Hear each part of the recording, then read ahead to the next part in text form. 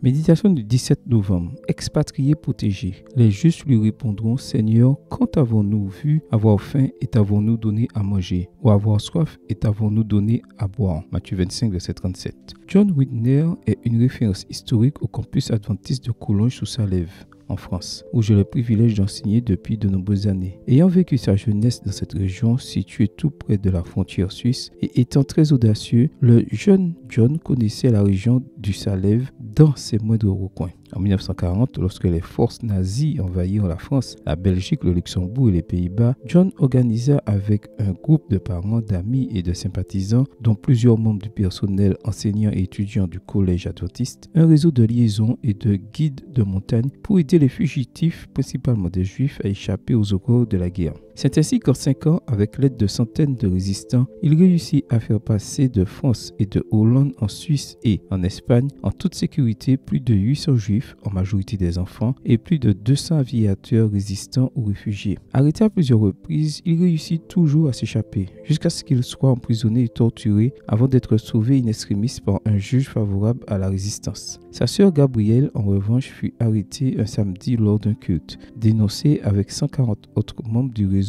Hollande-Paris pour torture et mourut de malnutrition au camp de concentration de Ravensbrück quelques jours après sa libération par les troupes soviétiques. En 1962, le journaliste américain Herbert Ford a rendu public l'histoire de ce héros dans le livre Le Passeur, titre original Flee the Captor. Parmi de nombreuses autres distinctions, l'État d'Israël lui a rendu hommage en 1978 en l'inscrivant sur la liste des justes parmi les nations. En 1993, l'Atlantic Union College, Massachusetts, États-Unis, a érigé en son honneur le Whitner Center and Museum for the Cultivation of the Artistic Spirit. Pour expliquer pourquoi il a risqué sa vie tant de fois pour sauver d'autres personnes, il a déclaré: de mon père, de ma famille et de mon église, j'ai appris que la décision la plus importante que nous puissions prendre en tant qu'être humain est la volonté d'aimer, de respecter et de traiter notre prochain comme nous voudrions être aimés, respectés et traités. J'ai été témoin du traitement barbare et inhumain envers les Juifs par les nazis. J'ai dû regarder l'un d'entre eux arracher un bébé des bras de sa mère et lui fracasser le crâne contre un mur. Cela m'a donné encore plus de force pour suivre l'exemple du Christ et, avec son aide, faire ce que je pouvais pour sauver autant de vies que possible. Seigneur, donne-moi cette force. Amen. Bonne journée à vous et que le Seigneur vous bénisse.